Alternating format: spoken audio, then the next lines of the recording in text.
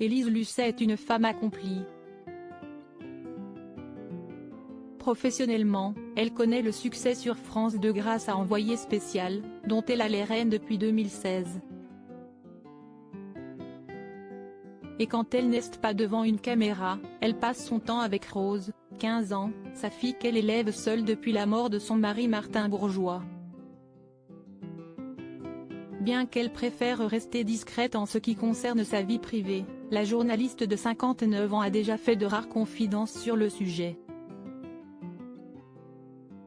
Si elle est sous le feu des projecteurs par choix, Élise Lucet met un point d'honneur à préserver sa petite Rose pour qu'elle grandisse loin de l'agitation médiatique.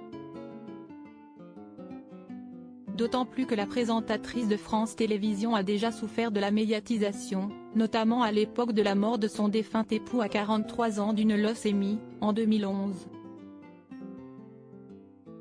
J'ai trouvé scandaleux qu'on me photographie dans des moments difficiles. Je n'aille jamais posé avec mon mari ou ma fille. Je continue sur la même ligne. Je suis la maman heureuse d'une petite fille de 9 ans et demi, que j'essaie d'élever le mieux possible, comme des millions de mamans.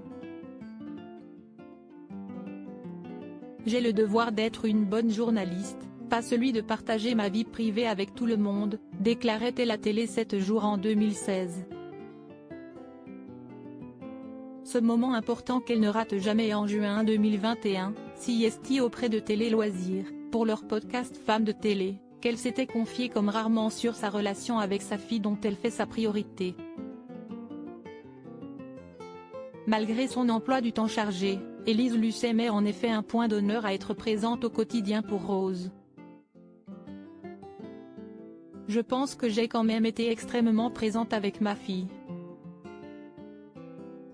Je n'aille jamais rater ce moment du dîner, du coucher, ce moment où on raconte la petite histoire et je ne le rate toujours pas aujourd'hui même si elle est grande. Je lui demande comment s'est passée sa journée, ce qu'il s'est passé au collège. Je connais le nom de ses copains, le nom de ses profs, avait-elle assuré. Elle avait aussi bien vite précisé qu'elle n'était évidemment pas la mère parfaite.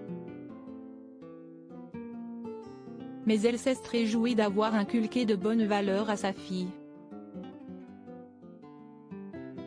Elle est tout à fait consciente de ce que j'ai pu lui apporter et notamment cette curiosité des autres, du monde.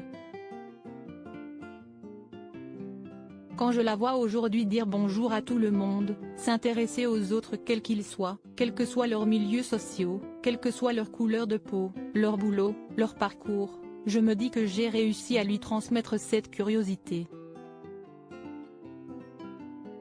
CST peut être le plus joli cadeau que j'ai pu lui faire, avait-elle conclu. Une grande fierté,